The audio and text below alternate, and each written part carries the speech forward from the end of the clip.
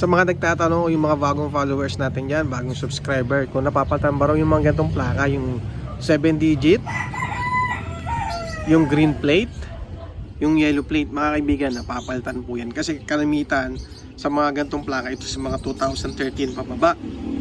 Okay. At napapalitan po yan, pwede rin natin papalitan yan. Ngayon, kung ito yung papapalitan mo, mga kaibigan, yung 7 digit na yan, magiging 6 digit na yan. At ibig sabihin yan, mababago po yung mababago yung kanyang plate number. So nangyayari kasi yan minsan sa mga nagtatanong din, yung sa LTO tracker daw, bakit iba yung lumalabas o yung dumarating sa kanila. Normal po yan kasi nandoon po lang yan. Ngayon pagdating sa actual, minsan po nagbabago talaga yan. Kahit po yung mga green plate natin, minsan may pagkakataon na pareho, minsan may pagkakataon naman na iba yung dumarating. Basta importante dyan at pinakamahalaga ay meron tayong certificate na dumarating. Kasi lahat ng plaka natin ay ang lalabas po o yung size natin is ganito na. Okay, so pag-usapan natin mamaya pag yung 2018 pataas naman. And ayun, kapag dumating po sa inyo yung plaka ninyo, at nabanggit ko rin sa nakaraang video ko na meron ng certificate na dumarating kasama yung mga bagong plaka. Pero hindi natin alam kung lahat ay nabibigyan ng certificate kapag pinadeliver natin. Kasi yung isang followers nga natin, nabigyan siya ng certificate kasama yung plaka na pinadeliver niya. Okay? So basta malinaw, napapalitan po ito. Okay, 7 digit, nababago po yan. Nag-iiba yung plate number niyan. Yung green plate, pwedeng mabago, pwedeng hindi.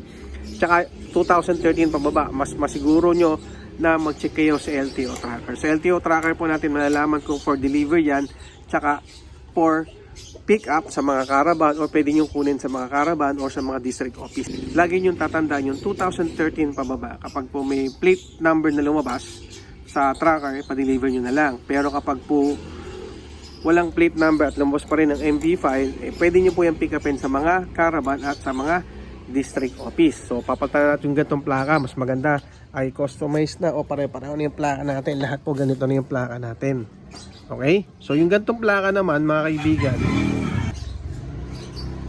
yung mga ganitong plaka naman is marami din nagtatanong paano kung galing daw sa kasa yung kanilang plaka, tapos galing daw dun sa dealer, o kaya 2018 pinadeliver nila, dumating, pinick up nila, walang certificate. O yun ang yan yung maraming tanong sa atin, paano kung walang certificate. So syempre pinakadabis pa rin, pwede naman tayong pumunta sa LTO district office, itanong nyo po kung naka-upload na yan para kampante po tayo.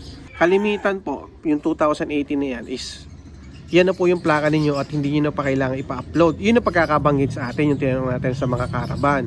So pwede na raw po yung hindi upload, pwede rin po yung walang certificate. The best pa rin na pumunta tayo sa LTO para magtanong kung naka-upload na yung ating bagong plaka. At kung halimbawa naman may pinadeliver nyo yan, may dumating na plaka, parehas lang dun sa nakalagay dun sa inyong ORCR, parehas is wala talagang pinagkaiba, pwede nang walang certificate yan at automatic yun, naka-upload na yun. Okay? Pero mga kaibigan, meron din namang caravan na kapag kumuha kayo ngayon ng plaka through sa caravan, ay ina-upload na po nila yan kinabukasan pagbalik po nila ng opisina or pagbalik nila ng opisina, ina-upload na po yan. Kaya mga kaibigan, sa pinaka-the best talaga sa lahat, kapag tayo kumuha ng plaka, ito man yung ganito or pinapalitan natin yung lumang plaka natin na ganyan, pinaka-the best pa rin, pumunta tayo sa pinakamalapit na LTO sa atin, magtanong tayo kung naka-upload na yan or hindi pa. Yun lang. So maraming salamat. Thank you.